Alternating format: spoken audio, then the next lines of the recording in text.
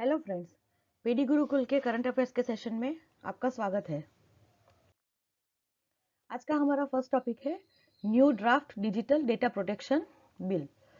तो ये क्या है डेटा प्रोटेक्शन, हम देख लेते हैं। और डिजिटल डेटा, तो जैसे हमें पता है कि हम काफ़ी सारी एप्स यूज़ करते हैं। हाँ, अभी डिजिटाइजेशन का ज़माना चल रहा है, तो उस हिसाब से हम काफ़ी सारी डिजिटल सर्विसेज यूज़ करते हैं, गवर्नमेंट की और प्राइवेट प्लेयर्स की। जैसे काफ़ी सारी ई कॉमर्स वेबसाइट्स है जिसमें हम अपना पर्सनल डेटा एंटर करते हैं। जैसे कि अगर कोई ई कॉमर्स वेबसाइट है तो उसके ऊपर हम अपना नाम, अपना एड्रेस, टेलीफोन नंबर, उसके साथ में हमारे क्रेडिट कार्ड्स और डेबिट कार्ड्स की डिटेल्स, हमारी बैंक अकाउंट डिटेल्स, हमारा यूपीआई पेमेंट की डिटेल्स, ये सारे डालते हैं। तो ये हमारा पर्सनल डेटा हुआ। ठीक है, तो ये जो पर्सनल डेटा है उसका ये कंपनीज मिसयूज ना करे, उसका वो लोग अपने एंड पे उन्हें डेटा एनालिसिस करना होता है। तो ये जो सारी एनालिसिस वो लोग करते हैं या उसका जो भी यूज वो लोग करेंगे वो ठीक ठाक से करे और उसका मिसयूज ना करे। इसीलिए ये अपना पर्सनल डेटा है, उसके प्रोटेक्शन की जरूरत पड़ती है।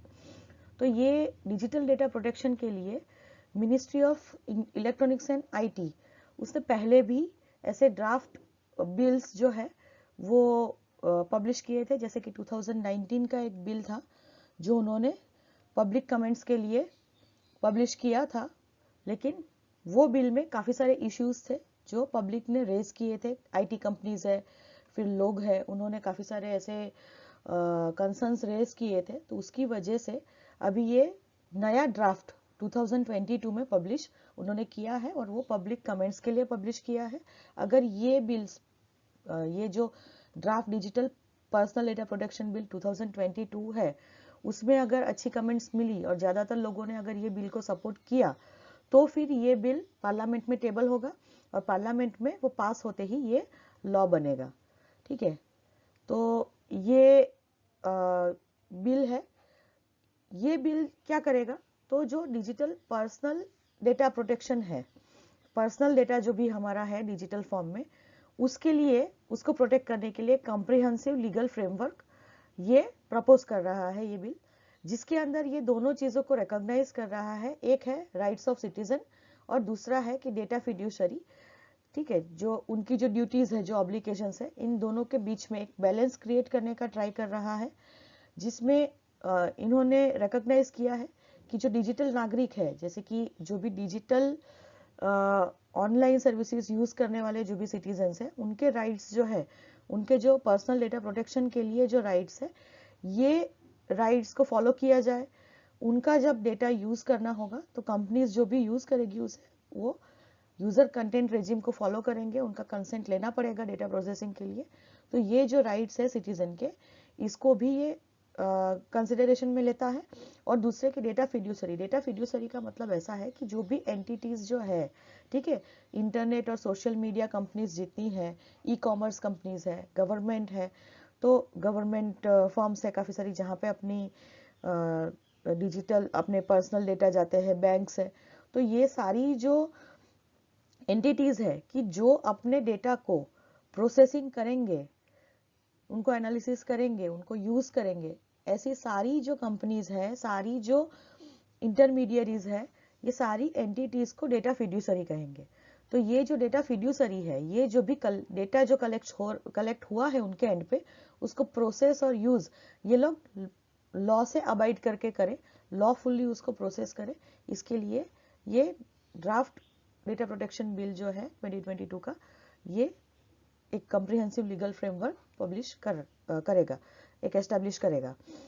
तो इसमें क्या करेगा कि ये ट्रस्ट वाली रिलेशनशिप जो है, रिलेशनशिप ऑफ ट्रस्ट, ये डेटा प्रिंसिपल्स और डेटा फिड्यूसरीज के बीच में एस्टेब्लिश करेगा। डेटा फिड्यूसरी क्या है हमने देखा, डेटा प्रिंसिपल्स क्या है, जिसका डेटा प्रोसेस होगा। ठीक है, मेरा डेटा अगर प्रोसेस हो रहा है, मेरा डेटा अगर ये कंपनीज कलेक्ट कर रही है, तो मैं डेटा प्रिंसिपल हूँ। तो जो भी डिजिटल नागरिक्स है, जो भी डिजिटल सिटीजन्स है, उनको डेटा प्रिंसिपल कहेंगे। यहाँ से याद रखना है कि ये digital draft digital data protection bill जो है, ये ministry of information and IT, ministry of electronics and information technology ने पब्लिक कमेंट के लिए पब्लिश किया है। ये कॉम्प्रिहेंसिव लीगल फ्रेमवर्क बनाएगा पर्सनल डेटा प्रोटेक्शन के लिए, जिसमें सिटीजन्स के राइट और जो डेटा फिड्यूसरी है, जो कंपनीज है, उनके ड्यूटीज और ऑब्लिगेशंस को ध्यान में रखे एक रिलेशनशिप ऑफ ट्रस्ट उन दोनों के बीच में एस्टेब्लिश करेगा। बिल्स का एम्बिट क्या है, ठीक है। अभी यहाँ पे हम देखेंगे कि तो ये जो है ये पहले 2019 का बिल था, उसमें जो डेटा प्रोटेक्शन रेजिम थी, वो जो डेटा प्रोटेक्शन रेजिम थी उसमें डेटा का जो स्कोप था वो बहुत वाइड था। तो ये जो ये वाला 2022 का जो बिल है ये स्कोप को नैरो कर रहा है। इसमें जस्ट पर्सनल डेटा के बारे में बात करेंगे, पर्सनल डेटा को प्रोटेक्शन करने के लिए ही ये लॉज रहेंगे। नॉन पर्सनल डेटा जो भी होगा, ठीक है, ऐसे डेटा जो है उसे इस बिल के अंदर नहीं देखा गया है, उसको ओमिट किया गया है यहाँ से। नॉन पर्सनल डेटा का मतलब ऐसे होगा, पर्सनल डेटा क्या है ये हमने देखा। नॉन पर्सनल डेटा ऐसे होगा कि जैसे हम कोई सर्च कर रहे हैं गूगल पे सपोज, तो जो भी सर्च इंजिन्स है ये वो सर्च के हिसाब से फिर हमें एड्स दिखाई देगी हमको, कि हमने अगर शूज के बारे में सर्च किया है तो आगे की जो भी एड्स आएगी वो शूज रिलेटेड आएगी हमें, ठीक है। तो ये सब जो डेटा है हमारा, कि हमारे सर्च हिस्ट्री है, तो ये सब नॉन पर्सनल डेटा हो गया। तो ऐसे डेटा को यहाँ पे ध्यान में नहीं लिया जाएगा, सिर्फ पर्सनल डेटा जो है उसी को ध्यान में लिया जाएगा, ठीक है। तो यहाँ पे किन किन को अप्लाई होगा, तो जो भी ऑनलाइन यूजर्स है उनसे जो भी पर्सनल डेटा कलेक्ट हुआ होगा इस पे अप्लाई होगा। और दूसरा कि कुछ कुछ डेटा ऑफलाइन कलेक्ट होता है बट उसको फिर बाद में जाके डिजिटाइज किया जाता है, जैसे कि अपना जो personal data door to door survey करके गवर्नमेंट अगर अपना पर्सनल डेटा कलेक्ट करते हैं और फिर उसे अगर ऑनलाइन डिजिटाइज करके उसको एक डिजिटल फॉर्म के अंदर कोई वेबसाइट पे पब्लिश करना है उन लोगों को, या तो अपने यूज के लिए रखना है, तो ऐसे जो डेटा है उसको भी उसके ऊपर भी ये एक्ट अप्लाई होगा। ये कौन कौन से डेटा को एक्सक्लूड करेगा, तो ऐसा डेटा कि जो इंडिविजुअल्स ने ही प्रोसेस किया है, ठीक है, खुद से खुद के ही इंडिविजुअल, जैसे मेरी फैमिली है तो मेरी फैमिली के सबके बैंक अकाउंट्स डिटेल और ये सब अगर मैं डिजिटली प्रोसेस कर लेती हूँ खुद के एंड पे, जिसको मैं दूसरे किसी को यूज करने के लिए नहीं दूंगी, कोई दूसरी कंपनीज जो है वो इन्वॉल्व नहीं होगी, लार्जर एंटिटीज, तो ऐसे जो पर्सनल डेटा है जो इंडिविजुअल्स ने खुद के डोमेस्टिक पर्पस के लिए या तो पर्सनल पर्पस के लिए जिसे प्रोसेस किया है, ऐसे डेटा को ये एक्ट एक्सक्लूड करता है। और दूसरा कि कुछ ऐसे डेटा होंगे जो डिजिटल होंगे बट वो 100 ईयर्स से एग्जिस्टेंस में है, तो ऐसे डेटा भी जो है जो ऑलरेडी पब्लिक डोमेन में है, ऐसे पर्सनल डेटा जो है इनको भी ये बिल जो है वो कैटर नहीं करेगा। अभी की प्रोविजंस देख लेते हैं क्या क्या है। काफी सारे प्रोविजंस है इसके जो हमें याद रखने हैं। फर्स्ट प्रोविजन है डेटा प्रोटेक्शन बोर्ड। तो ये जो अगर ये एक्ट बनता है, ये बिल पास होने के बाद, तो फिर एक नेशनल लेवल पे डेटा प्रोटेक्शन बोर्ड एस्टेब्लिश किया जाएगा, जो भी लॉ बनेगा, ठीक है, ये बिल्स के जो प्रोविजंस जो है ये सारे प्रोविजन को एनफोर्स करने के लिए एक एजुडिकेटिंग बॉडी, एक जजिंग अथॉरिटी के हिसाब से ये डेटा प्रोटेक्शन बोर्ड वर्क करेगा। दूसरा है कि data protection officer and independent data auditor. तो ये जो है, ये जो भी कंपनी है जो सिग्निफिकेंट साइज के डेटा को, मतलब बहुत बड़े लेवल के डेटा, जैसे कि जो भी ई कॉमर्स कंपनीज है, फेसबुक है, ठीक है, गूगल है, कि जिसमें हमारे पर्सनल डेटा है और उनका जो यूजर बेस है वो बहुत ब्रॉड है, तो वो जो वॉल्यूम है उनके डेटा का प्रोसेसिंग करने के लिए, तो वो बहुत बड़ा वॉल्यूम है। तो ऐसे जो बिजनेसेस है, ऐसी जो कंपनीज है, वो उनके एंड पे ये ऑफिसर या तो ये इंडिपेंडेंट डेटा ऑडिटर एक अपॉइंट करेंगे। और ये इन लोगों का क्या काम क्या होगा कि ये देखेंगे कि जो भी लॉ के प्रोविजंस है उसके हिसाब से उनकी कंपनी में डेटा प्रोटेक्शन हो रहा है कि नहीं, और डेटा प्रोसेसिंग जो हो रहा है उसमें ये डेटा प्रोटेक्शन बिल है उसके सारे प्रोविजंस अप्लाई हो रहे हैं कि नहीं। जब ये लॉ बनेगा उसके बाद में ये डेटा प्रोटेक्शन ऑफिसर और इंडिपेंडेंट डेटा ऑडिटर को कंपनीज अपने एंड पे अपॉइंट करेगी। दूसरा है क्रॉस बॉर्डर डेटा फ्लो जो था उसको ईज कर दिए गए हैं उसके नॉर्म को। जैसे कि 2019 का जो बिल था, प्रीवियस बिल, उसमें ऐसे कहा गया है कि सारे जो पर्सनल डेटा है, सेंसिटिव पर्सनल डेटा, ये इंडिया के लोकल सर्वर में ही स्टोर किया जाएगा, इसे क्रॉस बाउंड्री भेजा नहीं जाएगा। मतलब कोई भी फॉरेन सर्वर्स में, कोई भी फॉरेन कंट्री के सर्वर्स में इसे नहीं भेज सकते, जस्ट लोकल सर्वर्स के अंदर रख सकते हैं, जिसे डेटा लोकलाइजेशन भी कहते हैं। तो ये रूल्स थोड़े स्ट्रिंजेंट थे, जिसके ऊपर आईटी फर्म्स काफ़ी सारी थी जिन्होंने अपने कंसर्न एक्सप्रेस किए थे कि हमें बहुत सारा खर्चा हो जाएगा, क्योंकि उनको लोकल सर्वर्स एस्टेब्लिश करने पड़ेंगे। तो इसीलिए ये जो बिल है 2022 का, ये लोकलाइजेशन के जो रूल्स है उसे रिलैक्स करता है, और ऐसे कह रहा है कि कुछ कंट्रीज होगी, कुछ ग्लोबल डेस्टिनेशंस ऐसे हैं, कुछ कंट्रीज होगी जिनका डेटा सिक्योरिटी लैंडस्केप, मतलब डेटा सिक्योरिटी की पॉलिसीज अच्छी रहेगी, स्ट्रिंजेंट रहेगी। वो case by cases, country by country ये लोग देखेंगे, और फिर देखेंगे कि कौन सी कंट्री में डेटा भेजा जाएगा और कौन सी कंट्री में अलाउड नहीं होगा। तो ये जो रूल्स थे कि पहले कोई भी कंट्री में नहीं भेजना है, ये डेटा लोकलाइजेशन के जो रूल्स थे उसको रिलैक्स किया गया है। यहाँ से याद रखिए, डेटा प्रोटेक्शन बोर्ड अपॉइंट किया जाएगा, डेटा प्रोटेक्शन ऑफिसर और independent data auditor company level पे अपॉइंट किए जाएंगे, और क्रॉस बॉर्डर डेटा फ्लोज को ईज किया गया है। अभी है राइट टू करेक्शन और इरेजर। ठीक है, तो यहाँ पे ऐसा है कि जो भी यूजर्स है, ठीक है, उनको ऐसे लगता है कि उनका डेटा मॉडिफाई हुआ है, जैसे कि एड्रेस जो है वो चेंज हो गए हैं, और अभी उन्हें ऐसा लगता है कि ई कॉमर्स कंपनी में उन्होंने जो उनका प्रीवियस एड्रेस दिया हुआ था, वो एड्रेस अभी उनको नहीं रखना है, वो जगह पे दूसरा कोई एड्रेस मॉडिफाई करके डालना है। तो ये जो करेक्शन है, वो करेक्शन का राइट ये डेटा प्रिंसिपल्स के पास रहेगा, यूजर्स के पास रहेगा, कि वो करेक्शन करवा सकते हैं। और दूसरा कि अगर उनको ऐसा है कि कुछ डेटा डिलीट ही कर देना है, कि उनकी बैंकिंग डिटेल्स उनको एकदम डिलीट कर देनी है, कि उनको नहीं रखनी है ये पर्टिकुलर कंपनी के पास, तो वो भी इरेज करने के लिए भी उनके पास राइट रहेगा। दूसरा है कंपनीज की क्या ड्यूटीज इस बिल में प्रिस्क्राइब की गई है।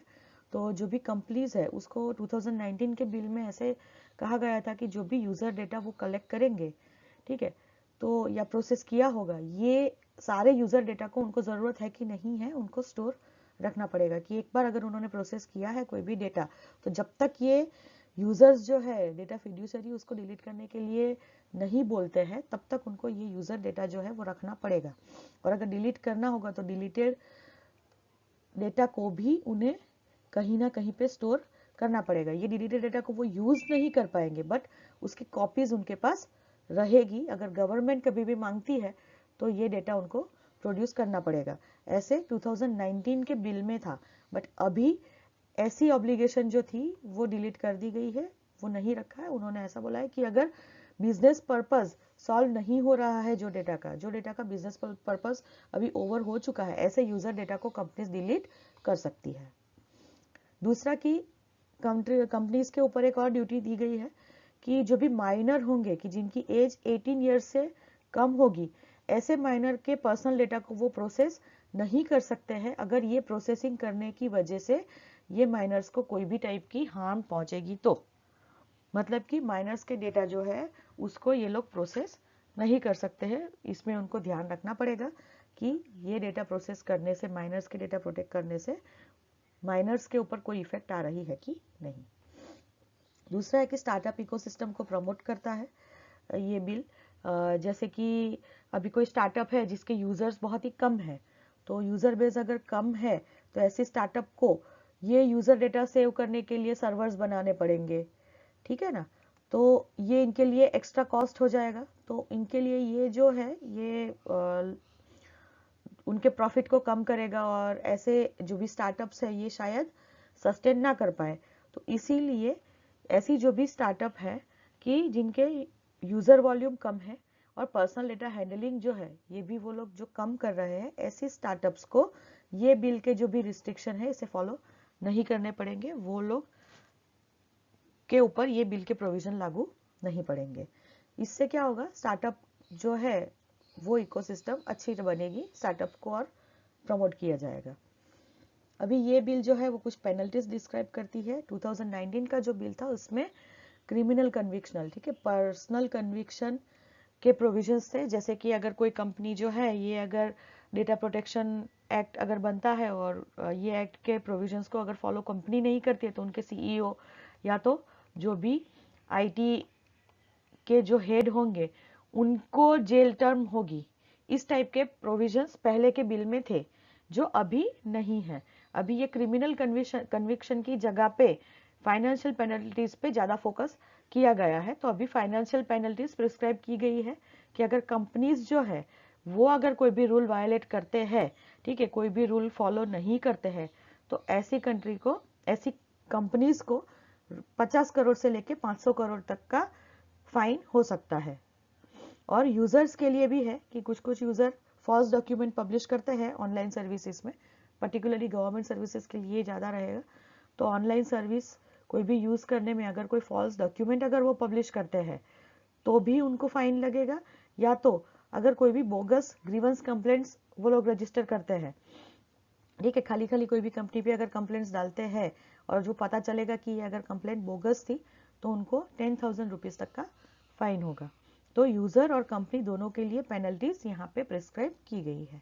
यहाँ से याद रखना है, राइट टू करेक्शन और इरेजर यूजर्स के पास अवेलेबल है। कंपनीज की ड्यूटीज़ है कि पहले जो यूज़र डेटा उनको रखना पड़ता था, तो अभी अगर बिजनेस पर्पस नहीं है वो डेटा का तो वो डिलीट कर सकते हैं। और माइनर्स के डेटा को प्रोसेस करने के टाइम पे उन्हें ध्यान रखना पड़ेगा कि जिससे माइनर्स को कोई हार्म ना पहुंचे। स्टार्टअप इकोसिस्टम को ये प्रमोट करता है। रिस्ट्रिक्शंस जो है बिल के, ये कुछ स्टार्टअप्स के ऊपर नहीं लागू पड़ेंगे, वो स्टार्टअप टू स्टार्टअप वेरी करेगा। और पेनल्टीज कंपनीज और यूजर्स दोनों के लिए प्रिस्क्राइब की गई है। यहाँ पर कुछ एग्जाम्पशंस दिए गए हैं किस किस डेटा फिड्यूसरीज को, जैसे कि सेंट्रल गवर्नमेंट, ये भी हमारे लिए एक डेटा फिड्यूसरी के हिसाब से काम करता है। हमारे पर्सनल डेटा काफ़ी सारे सेंट्रल गवर्नमेंट के पास स्टोर होते हैं।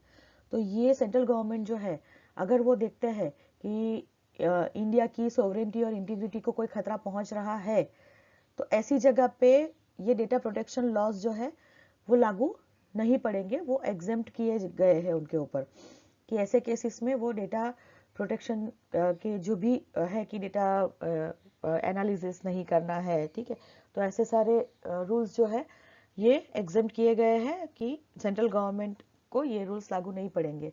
अगर स्टेट की सिक्योरिटी खतरे में है तो वो जगह पे भी ये रूल्स जो है वेव ऑफ किए गए हैं। अगर फॉरेन स्टेट्स के साथ फ्रेंडली रिलेशन मेंटेन करने में अगर कुछ वायलेट करती है सेंट्रल गवर्नमेंट ये रूल्स को तो भी चलेगा। और पब्लिक ऑर्डर मेंटेन करने के लिए, और दूसरा कि कोई भी कॉग्नाइजेबल ऑफेंस हो तो उसको प्रिवेंट करने के लिए ये डेटा प्रोटेक्शन लॉज जो है वो सेंट्रल गवर्नमेंट के ऊपर लागू नहीं पड़ेंगे। वो सर्वेलेंस के लिए, ठीक है, या पर्सनल स्टोरेज के लिए, एनालिसिस के लिए डेटा को यूज कर सकते हैं। कॉग्नाइजेबल ऑफेंस का मतलब ऐसा है कि ऐसे ऑफेंसेस जिसमें वारंट के बिना अरेस्ट किया जा सके। तो ये थोड़े सीरियस ऑफेंसेस होते हैं जिसमें कोई भी पर्सन को अथॉरिटीज जो है, पुलिस अथॉरिटीज, वो विदाउट वारंट उनको अरेस्ट कर सकती है। तो ऐसे कोई भी ऑफेंसेस अगर इंसाइट हो रहे हैं कोई जगह पे, तो ऐसे डेटा को प्रोसेस कर सकती है central government without any rules. और पब्लिक ऑर्डर मेंटेन करने के लिए भी ये रूल्स जो है वो लागू नहीं पड़ेंगे। सिग्निफिकेंस क्या है इसका? तो गवर्नमेंट ने ऐसे बोला है कि इन्होंने सिंगापुर, ऑस्ट्रेलिया, यूरोपियन यूनियन और यूएस ऐसे सारी कंपनी के पर्सनल डेटा प्रोटेक्शन लॉज को स्टडी करके ये बिल बनाया है। तो ये बिल जो है ये ग्लोबल बेस्ट प्रैक्टिसेस को फॉलो करता है, क्योंकि सारे ग्लोबल लेवल के जो मेजर कंट्रीज है उनके डेटा प्रोटेक्शन लॉ को देखने के बाद में ये बिल बनाया गया है। और इससे इकोनॉमिक बेनिफिट्स भी आएंगे, क्योंकि स्टार्टअप इकोसिस्टम जो है, ठीक है, उसमें इनोवेशन बढ़ाने के लिए उन लोगों को जो रिस्ट्रिक्शन जो थे ये बिल के, उससे एग्जेम्प्ट किया गया है।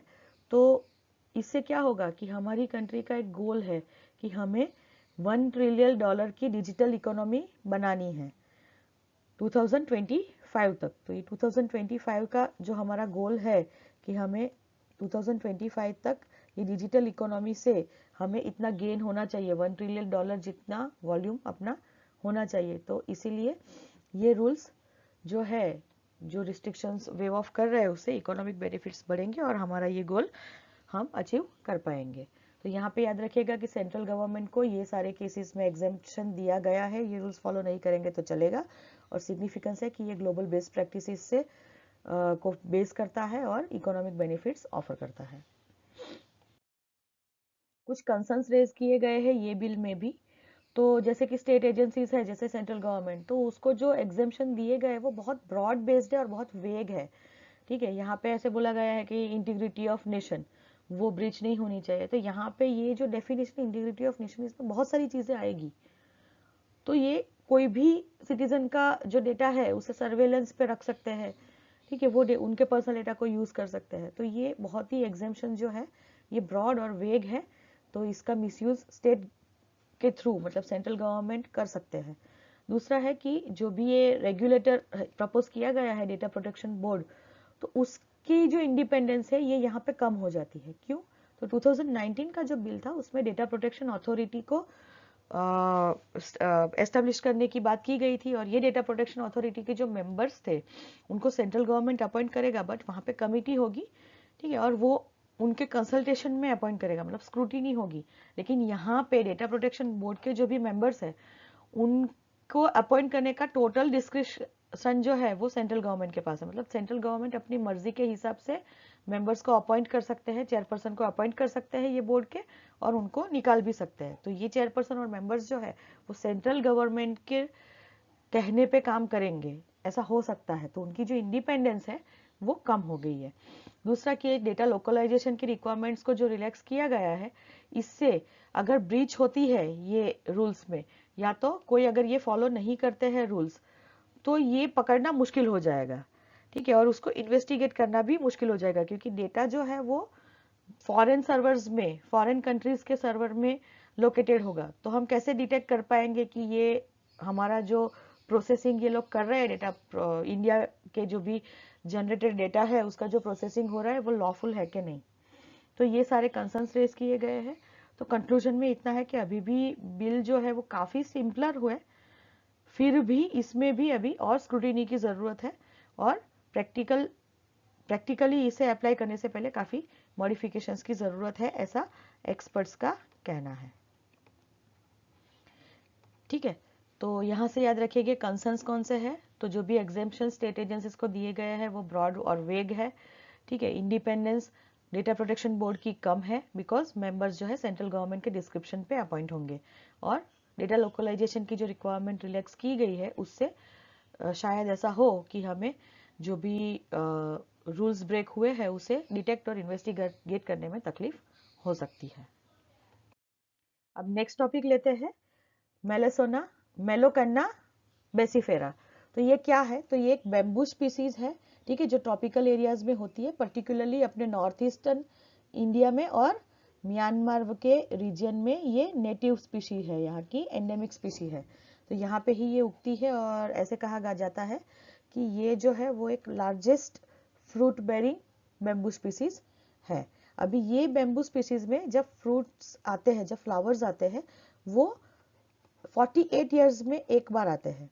और जब ये चीज होती है इसे मौतम कहा जाता है लोकल लैंग्वेज में, और ड्यूरिंग मौतम ऐसे देखा गया है कि बेम्बू फ्लावरिंग मास लेवल पे होता है, यहाँ पे काफी होता है, ठीक है, और उसकी वजह से रैट पॉपुलेशन जो है वो बहुत बढ़ जाती है, जिसे हम रैट फ्लड्स भी कहते हैं।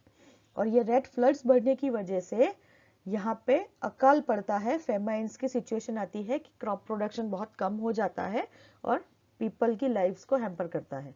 साथ में ही देखा गया है कि बैम्बू डेथ्स भी यहाँ पे इस टाइम पे देखी जाती है।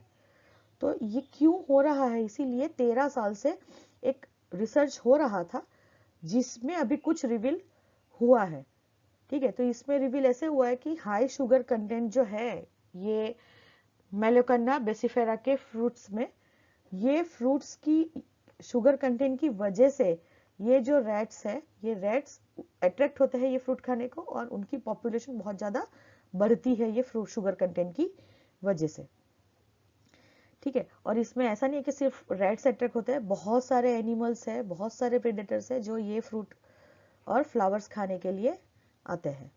यहाँ से याद रखिएगा कि मेलोकन्ना बेसिफेरा क्या है। तो ये एक बेम्बू स्पीसीज है।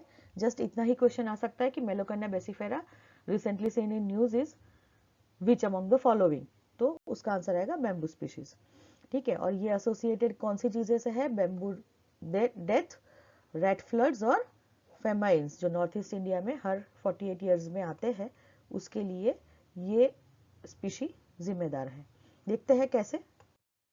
तो ये जो है मेलोकन्ना बेसिफेरा, इसे नॉर्थ ईस्ट इंडिया में लोकल लैंग्वेज में मूली कहा जाता है। तो ये जो मूली है ये नॉर्थ ईस्ट इंडिया और म्यांमार रीजन में नेटिव है, मतलब कि एंडेमिक है। ठीक है, यहाँ पे ही पाई जाती है, इससे बाहर नहीं मिलती है।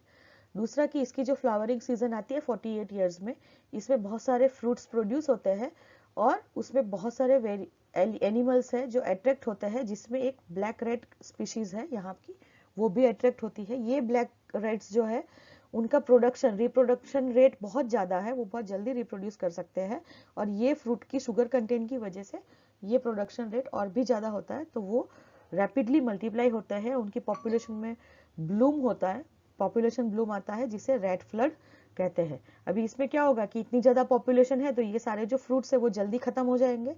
जैसे ये फ्रूट्स खत्म हो जाएंगे तो जो भी स्टैंडिंग क्रॉप्स है, वहाँ पे जो भी एग्रीकल्चरल क्रॉप्स है उसको वो लोग खाएंगे, तो उसको खाने की वजह से फेमाइन जैसी कंडीशन आती है, क्योंकि ये क्रॉप्स जो है ये सारे रेड्स जो है वो खा जाते हैं, जिसकी वजह से वहाँ पे ये क्रॉप प्रोडक्शन बहुत कम हो जाता है और लोगों को खाने के लिए क्रॉप्स नहीं मिलते हैं, फूड क्रॉप्स नहीं होते हैं। ठीक है, पहले ऐसे बोला जाता था, ऐसे माना जाता था कि ये फ्रूट्स में शायद कुछ प्रोटीन है, कुछ हाई प्रोटीन रहता है ये फ्रूट और सीड्स में, जिसकी वजह से ये अट्रैक्ट होते हैं ये रेड्स। लेकिन अभी पता चला है कि यहाँ पे प्रोटीन बहुत ही कम होता है, बट हाई शुगर कंटेंट है, इसकी वजह से ये रेड फ्लड आता है। यहाँ से याद रखिएगा मूली क्या है। ठीक है, ये मेलोकान्ना बेसिफेरा को मूली कहते हैं। नॉर्थ ईस्ट और म्यांमार रीजन में ये एंडेमिक है।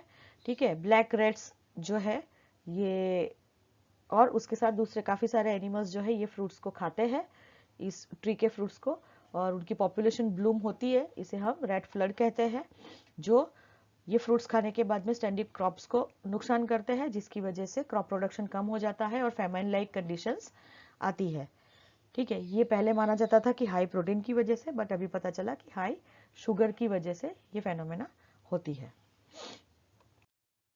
आज का क्वेश्चन देख लेते हैं। Which of the following statements about Draft Digital Data Protection Bill is incorrect? A. The Draft Digital Data Protection Bill 2022 aims to protect personal as well as non-personal data of citizens. B. The Bill of 2019 stated to create Data Protection Authority, whereas 2022 Bill states to create Data Protection Board. C. Members of Data Protection Board to be appointed by central government. And D. Draft Bill of 2022 relax the data localization needs. सोचिए इन चारों में से कौन सा statement हमारा answer क्या होगा।